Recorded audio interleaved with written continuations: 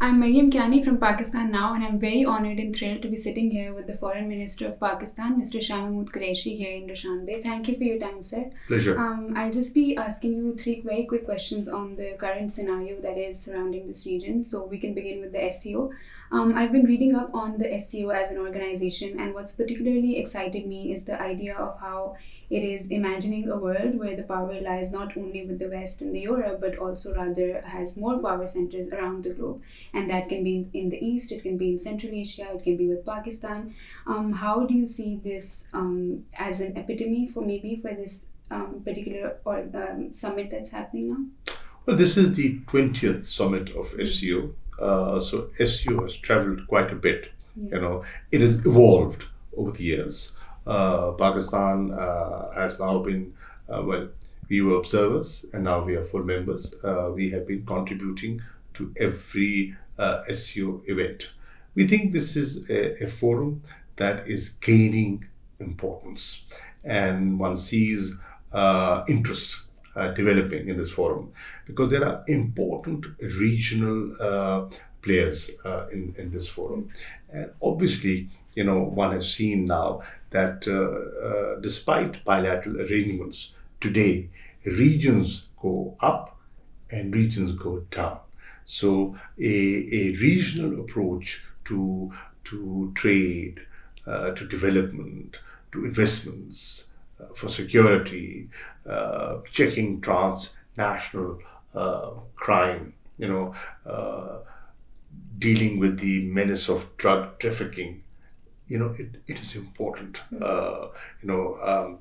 Trade, regional projects, like Casa 1000, like the trans national railway line, like the Tapi gas pipeline. These are important projects that will add to the economic stability and security of the region. And Pakistan, being an important player within this region, will be a net beneficiary. So it's an important forum. All right, and then in that being Pakistan being a member state of it, and then we look at the other regions, and we automatically think about Afghanistan, right? And in that sense, we think about why there is no representation of Afghanistan this time at the SCO. And we've seen Pakistan's political leadership repeatedly talk about the role that Afghanistan's peace plays in the entire region's stability and prosperity. I would like to ask how you think is the response so far that Pakistan has been getting from the region, and how you think the SCO can change things for Afghanistan's future and by in return the region's future. Well, the response that Pakistan has been getting on Afghanistan is good. As you will recall, that I undertook a diplomatic outreach. I visited Tajikistan. I was in Dushanbe. I was in Uzbekistan. I was in Turkmenistan and in Iran. And all the foreign ministers are here. I've been engaging with the foreign ministers since the 15th of August. And I've spoken to now, I would say, over 24 foreign ministers on the Afghan situation. Even without Afghanistan's presence, the dominant discussion in this SCO summit is going to be Afghanistan. It will revolve around Afghanistan. Why? Because there are common concerns.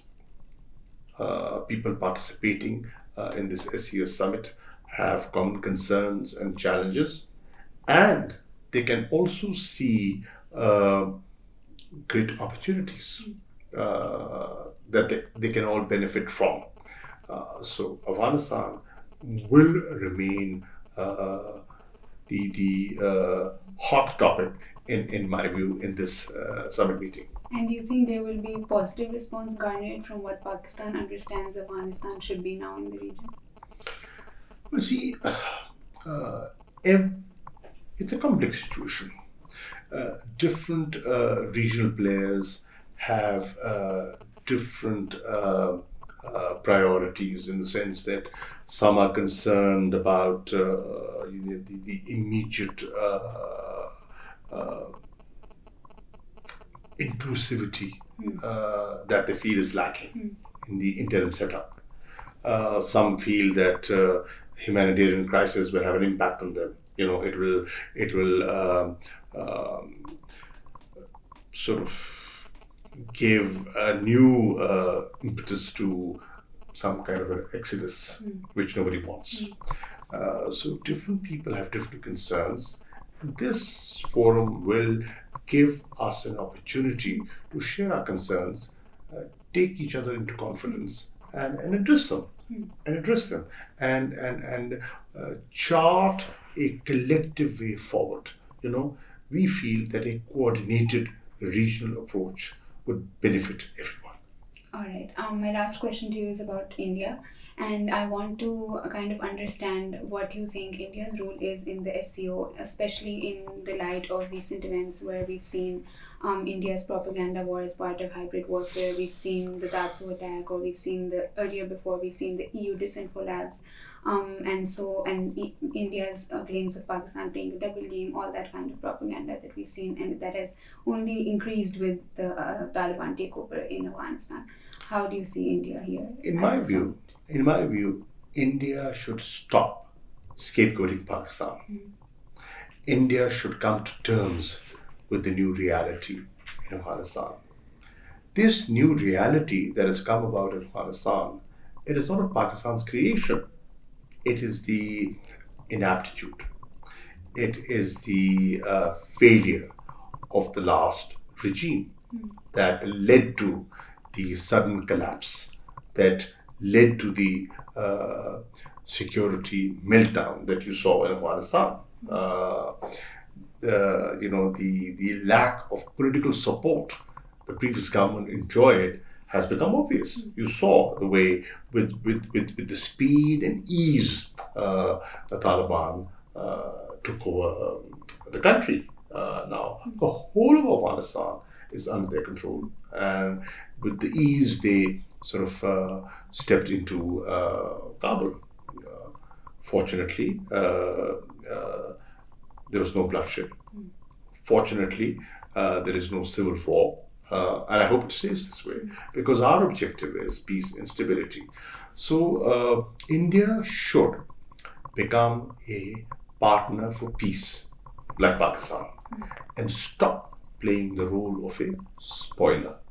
India was a stumbling block in the intra-Afghan negotiations that were taking place in Doha.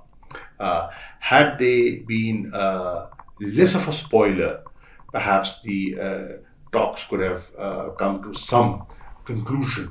They remained inconclusive, and the confusion that you saw around the Kabul airport and the loss of life, precious lives were lost, 170 lives were lost.